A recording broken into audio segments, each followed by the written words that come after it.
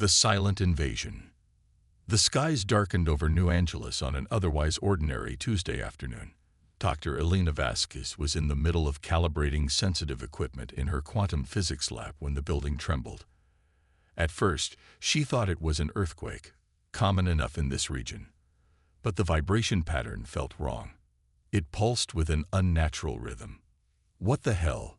her assistant, Marcus Chen, muttered as he steadied himself against a workbench. Elena rushed to the window. What she saw made her blood run cold. Massive dark shapes punctured the clouds, sleek, obsidian structures that defied Earth's architectural principles. They weren't buildings. They weren't aircraft. They were something else entirely. "Marcus, turn on the news," she whispered, unable to tear her eyes from the window. The lab's wall screen flickered to life. Emergency broadcasts from around the globe showed the same scene playing out across every major city on Earth. Shanghai, London, Cairo, Rio de Janeiro, all reported the same phenomenon. Enormous alien vessels positioning themselves above urban centers. No warnings, no communication attempts, no diplomatic overtures. The first attack came without preamble. A beam of intense blue-white energy lanced down from the vessel hovering over the downtown district. Buildings simply ceased to exist where the beam touched. Not destroyed, erased. The destruction spread methodically, like an artist carefully erasing unwanted elements from a canvas. "They're systematically eliminating our infrastructure," Elena realized aloud. "Power stations first, then communication hubs, then military installations." As if to confirm her analysis, the nearby Andrews military base erupted in a flash of light. The entire facility vanished in seconds. The global defense networks activated, but their response proved futile. Missiles disappeared mid-flight. Fighter jets evaporated. Earth's most sophisticated weapons seemed primitive against the invaders' technology. Within hours, global communications began to fail. Government emergency broadcasts cut in and out. The aliens, who still hadn't attempted any form of contact, continued their methodical destruction. Elena's lab at the Quantum Research Institute was located underground, beneath layers of concrete and specialized shielding. It had been designed to protect sensitive experiments from external electromagnetic interference. Now, those same shields were possibly keeping them alive. "We need to gather data," Elena told Marcus and the remaining team members who had congregated in the main lab. "If we're going to have any chance, we need to understand what we're facing." Dr. Raj Patel, their resident astrophysicist, had managed to capture readings from the attack. "The energy signature is unlike anything I've ever seen," he said, displaying complex waveforms on a monitor. "It's not plasma-based like most of our directed energy weapons. It's almost like they're manipulating fundamental forces at a quantum level." Elena studied the readings. Something about the pattern seemed oddly familiar. "Can you isolate the quantum variance patterns?" she asked. The data reformatted on screen. Elena's eyes widened. "That's impossible," she whispered. "What is it?" Marcus asked. "They're using a form of quantum manipulation that should be fundamentally incompatible with our universe's constants," she explained. "It's as if they're operating on a slightly different set of physical laws." Then it hit her. Or maybe they evolved in an environment where certain quantum interactions we take for granted simply don't occur. The implications were staggering. If these beings came from a place where certain quantum states never manifested, they might be completely blind to those same states here on Earth. "Pull up my research on quantum entangled communication systems," she instructed. The stuff the military said was too theoretical to pursue. The next 72 hours passed in a blur of activity. Surface communications were almost entirely gone. The scattered reports that made it through painted a grim picture: systematic destruction of human civilization, with an estimated 40% of the world's population already dead or missing. Underground, Elena and her team worked frantically. They repurposed their quantum research equipment to analyze the alien technology more thoroughly. Each new discovery confirmed Elena's hypothesis. The invaders seemed unable to detect or interact with certain quantum states that were perfectly accessible to human technology. It's like they're colorblind to an entire spectrum of quantum possibilities, Elena explained to Colonel Rivera, who had arrived with a small contingent of soldiers seeking shelter. Their weapons, their ships, their detection systems, they all operate on quantum principles that skip over states our technology can access. And that gives us what, exactly? The colonel asked, exhaustion evident in her voice. An advantage they don't know we have, Elena replied. We can develop communications they can't intercept, scanners they can't detect, and potentially weapons they can't see coming. They called it Project Phantom. Using the secure underground facility's resources, Elena's team began developing prototype devices that operated exclusively within the quantum states the aliens appeared unable to perceive. The first breakthrough came when they converted their quantum entanglement communication system to operate solely within the invisible spectrum. It allowed them to contact other surviving scientific facilities without the aliens detecting the transmissions. Gradually, a network formed. Underground bunkers, military hardpoints, and research facilities shared information and resources. Elena's team distributed their findings, and soon, other scientists around the world began developing applications for this newfound advantage. On the 10th day of the invasion, they tested their first active countermeasure. A small drone, modified to operate using the invisible quantum states, was sent to observe an alien patrol near what remained of the city center. The entire team held their breath as they watched the feed from the drone's cameras. The alien craft, smaller scouting vessels, passed within meters of their drone without showing any sign of detection. They can't see it, Marcus whispered in awe. They literally cannot perceive it. Elena felt the first genuine spark of hope since the invasion began. This is just the beginning, she said. If we can make our technology invisible to them, we might stand a chance. Over the following weeks, Project Phantom expanded rapidly. Surviving manufacturing facilities began producing equipment based on Elena's designs. Quantum-shielded vehicles could move undetected through alien-occupied territories. Communication networks rebuilt themselves on frequencies the invaders couldn't monitor. Humanity began to organize a resistance. The first counteroffensive was small but significant. A convoy of alien supply craft was ambushed by fighter jets equipped with quantum-shifted weapons. The aliens had no defense against attacks they couldn't detect coming. The entire convoy was destroyed without a single human casualty. News of the victory spread through the hidden human network like wildfire.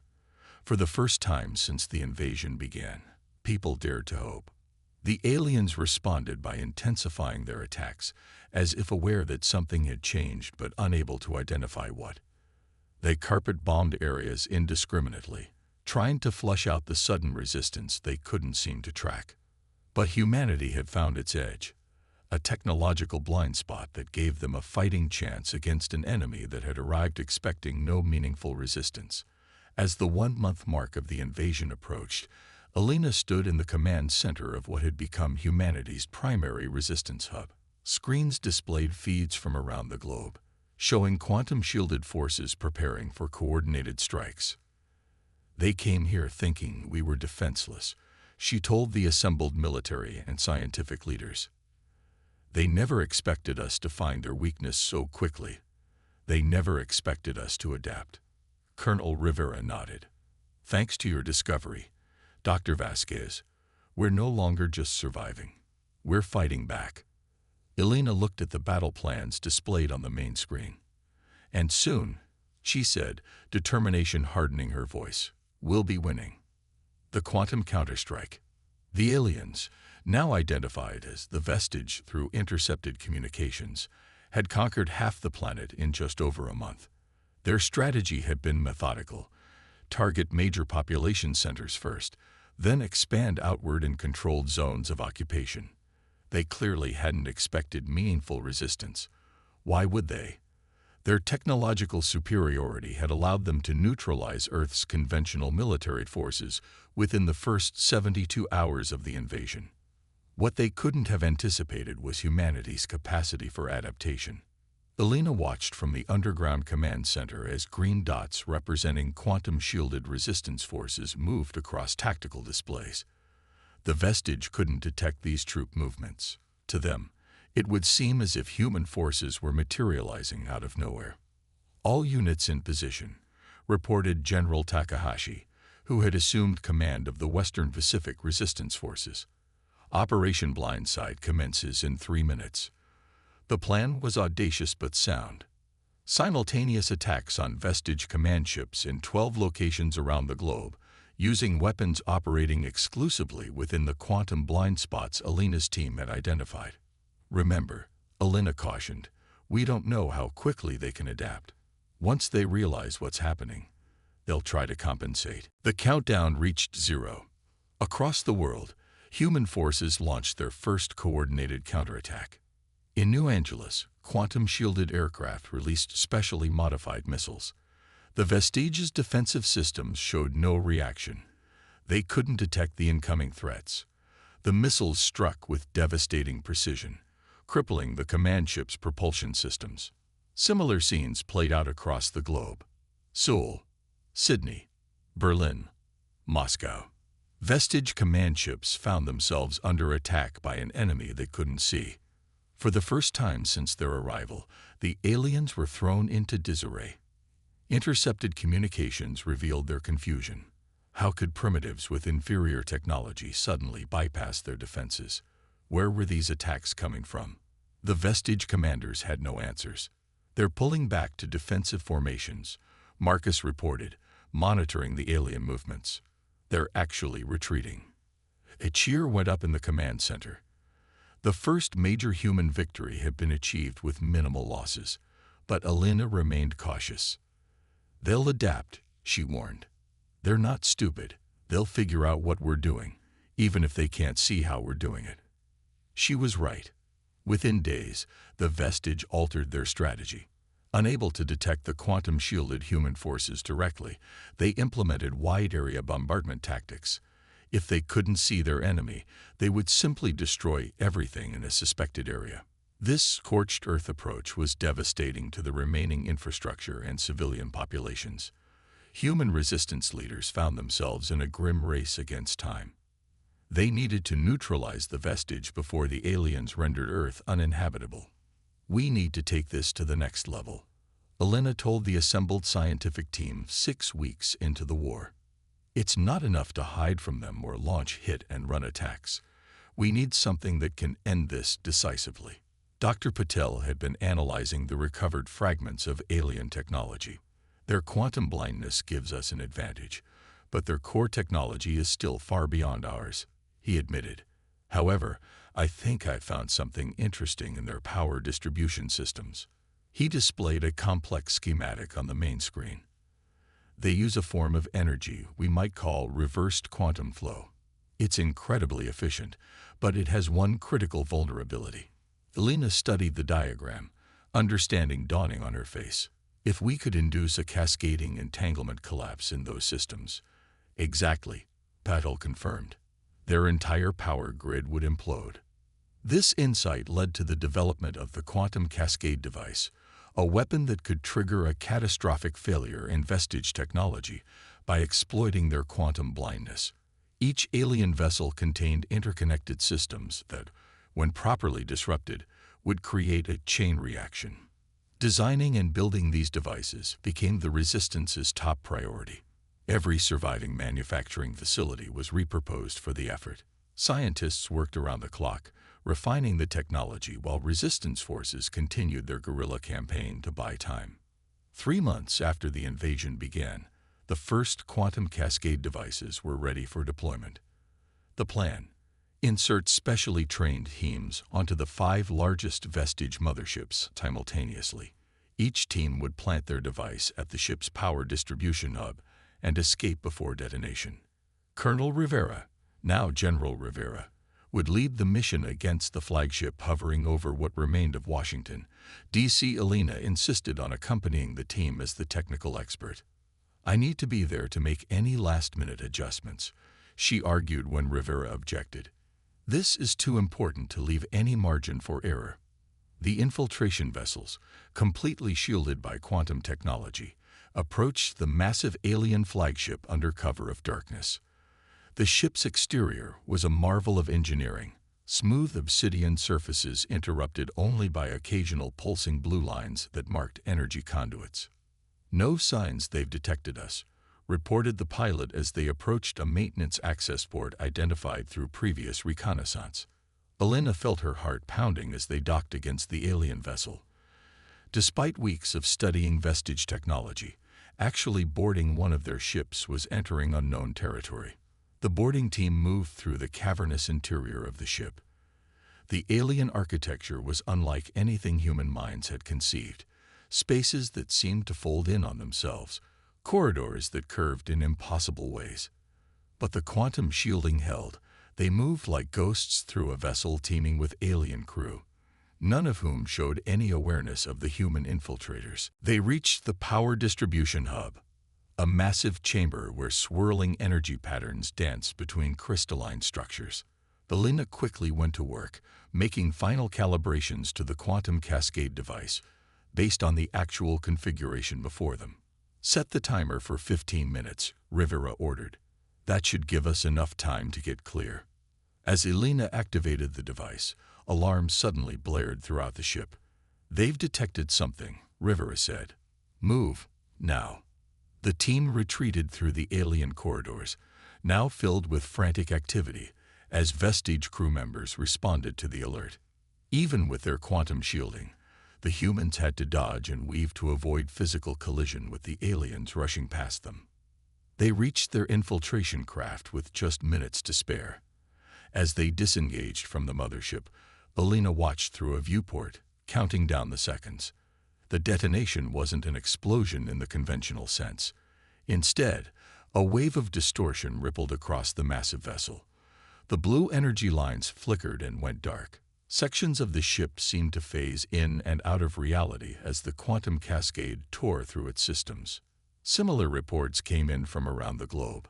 All 5 targeted motherships were experiencing the same catastrophic system failures.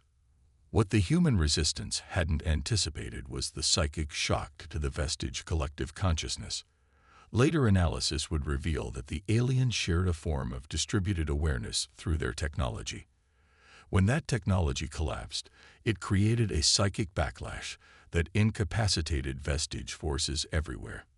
Within hours, alien vessels worldwide were either plummeting from the sky or making erratic emergency landings. The vestige command structure had collapsed completely. The war wasn't immediately over. There were still thousands of stranded alien soldiers to deal with, but the tide had definitively turned. Humanity had gone from the brink of extinction to victory in just over 3 months. As debris from the Washington mothership rained down harmlessly over the Atlantic Ocean, Elena stood on the deck of the resistance vessel, watching history unfold. "We did it," Rivera said, joining her at the railing. "We actually did it. We found their blind spot."